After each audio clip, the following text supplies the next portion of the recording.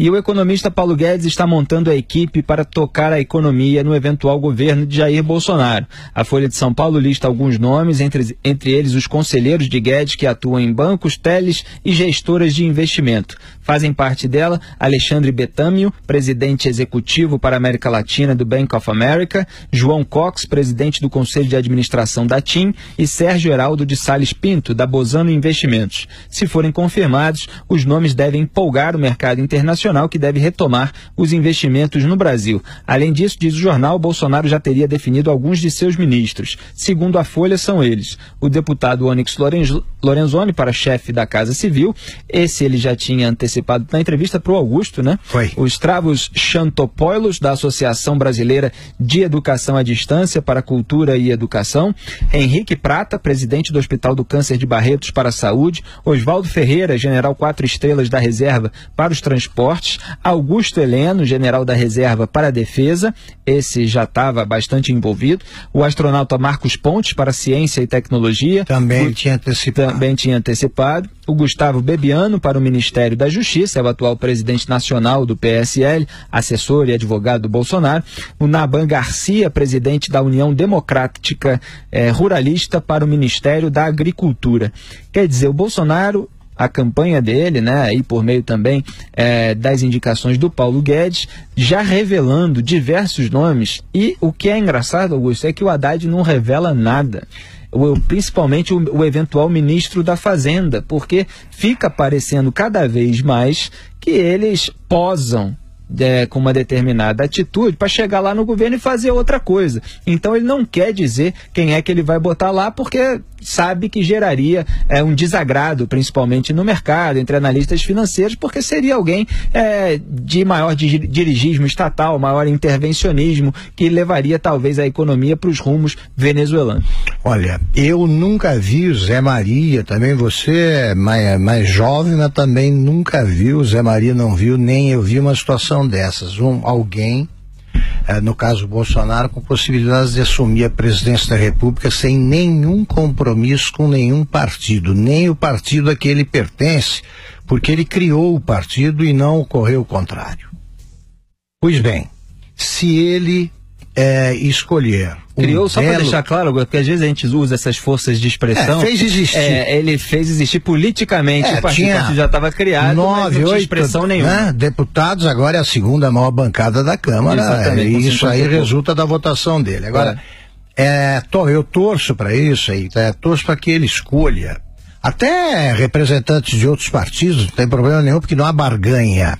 Que ele faça um ministério exemplar e que mostre que, ao contrário do que tem ocorrido no Brasil há muito tempo, por força das circunstâncias de que nenhum presidente conseguia se livrar, ele escolha livremente os seus ministros.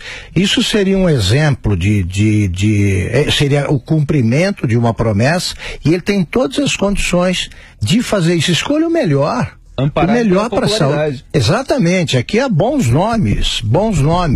E eu acho que deve fazer isso, e também com certas indicações ele vai vencer resistências de pessoas que fazem restrições ao Bolsonaro e vai tranquilizar os que votaram no Bolsonaro, achando que era a única maneira de impedir a volta do PT. Esse tipo de movimento, que é perfeitamente legítimo e saudável, é o que deve ser feito. E divulgar antes a composição do ministério, eu acho muito saudável. Exatamente. E Zé Maria Trindade, quando a gente lê essa lista, e eu li aqui os cargos que ocupam esses potenciais indicados, todos são quadros técnicos relacionados ao cargo para o qual eles estão sendo indicados. Se você faz uma comparação aí com o governo Michel Temer, com a Dilma, é bastante diferente, né? Porque era muita indicação política de toma lá da cá. O único que é mais político aqui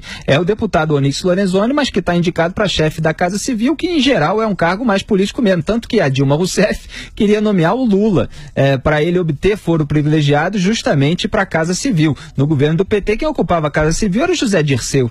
O critério era o prontuário, porque só bandido passou pela Casa Civil. Agora, o Onyx Lorenzoni, o deputado Onyx Lorenzoni, repito, teve um comportamento exemplar na CPI dos Correios que devassou o escândalo do Mensalão. E na da Petrobras também, tem os vídeos no YouTube. Fala lá, Zé. Todas as indicações de um presidente da República são políticas, né? São indicações políticas. E ele foi eleito politicamente exatamente por isso, né? Para fazer as indicações. Sempre se cobra por aqui o tal Ministério de Notáveis. O que significa isso? São pessoas que se destacam na sociedade, né? Na sua atividade, e que são indicados politicamente pelo presidente, né? Mas que não são produto de uma barganha, de uma troca indecente, de interesses pessoais ou de grupos fora do interesse geral. Então, dizem por aqui que Michel Temer perdeu uma grande oportunidade. Ele poderia ter feito isso, né? O tal Ministério de Notáveis. Ele indicasse politicamente alguns ali, os aliados que ajudaram a fazer o impeachment da ex-presidente Dilma, mas que reservasse os ministérios da Educação, o Ministério da Saúde, né, o Ministério da Justiça, o Ministério dos Transportes, por pessoas do meio e pessoas que reconhecidamente têm o apoio da sociedade. Então pega um grande médico que fez um grande trabalho no país, não só tecnicamente médico, mas através de uma política boa para a saúde, que é o caso do diretor-presidente lá do Hospital do Câncer de Barretos, que atende como se fosse um hospital público. Não é. É uma entidade que presta um grande serviço, né, ao país, porque não é regional. Lá estão pessoas do Brasil inteiro e às vezes de outros países. A maior excelência no combate ao câncer e no controle, não é só no combate, mas também no controle, que tem um processo de atendimento avançado e tal, e é muito bom, o Henrique é muito bom, e ele não vem no bojo de um acordo político, porque todos sabem que se ele for o ministro da Saúde, os partidos políticos serão atendidos normalmente como qualquer outro, né? Mas que não haverá domínio da verba pública para atender campanha política, né? Então eu acho muito importante que isso seja adotado. É o caminho correto, e não aquelas trocas de dar a Roberto Jefferson o ministério tal para ele montar aquele grupo, né? Como foi o caso do Ministério do Trabalho. Eu acho importante, e esta coragem, porque isso é uma coragem de antecipar, né? Quem antecipa uma nomeação dessa, naturalmente está expondo a críticas e mostrando o que pretende. Agora, Felipe Augusto, isso já foi entendido na política como uma arrogância, você nomear, né, auxiliares e ministros antes da vitória. Mas eu acho que não, ele está indicando e não está nomeando, é apenas dizendo, olha, se eu ganhar, essa será a minha equipe. E durante a formação da esplanada de ministérios do governo Michel Temer, eu comentei, vários outros analistas comentaram, que o Temer indicou certos considerados notáveis para a área econômica, para tentar tirar o país da crise, e garantiu ali o núcleo duro do PMDB, Moreira Franco, Eliseu Padilha, toda essa turma, garantiu cargos na esplanada dos ministérios para eles, para garantir o foro privilegiado, porque também estavam sendo alvos de denúncias. Agora, uma das pessoas que o Michel Temer colocou na área econômica, no BNDES, foi a Maria Silvia Bastos. E a Folha hoje disse que a Maria Silvia pode participar do governo do Bolsonaro. Maria Silvia que acabou saindo em decorrência de pressões que vinha sofrendo, justamente porque não estava querendo liberar empréstimos de qualquer maneira, como acontecia nos tempos dos governos petistas. Então, é um bom nome, fez um bom trabalho no BNDES e pode voltar aí. E o Roberto Castelo Branco, da FGV, que denunciou o saque da Petrobras pela organização criminosa ali do Petrolão durante os governos do PT, deve assumir o comando da estatal. O comando da Petrobras, portanto, pode ser do Carlos Castelo Branco, da FGV, em eventual governo do Jair Bolsonaro. Vários nomes surgindo. Agora, esses políticos que acharam que é arrogância, pode botar na seguinte conta aí, ou eles queriam indicar alguém para o ministério, ou eles são contra o Bolsonaro. É muito legítimo, e criticar, tudo bem. Agora, cobram levantam a suspeita, o PT vive alimentando a suspeita de que o perigo da eleição do Bolsonaro é que ele aí vai mostrar as garras e nomear pessoas aí que são todas favoráveis à ditadura e ao golpe de Estado, etc, fascismo, etc. Aí ele antecipa a divulgação de nomes que estão aí agora expostos aí à devassa, pode investigar o passado, o presente, ver o que eles fizeram de errado e tal.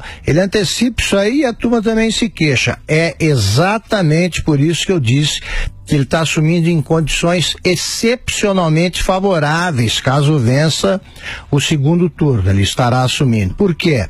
Ele pode nomear quem quer, sim. E a chiadeira acaba assim que acabar o processo de nomeação de ministros.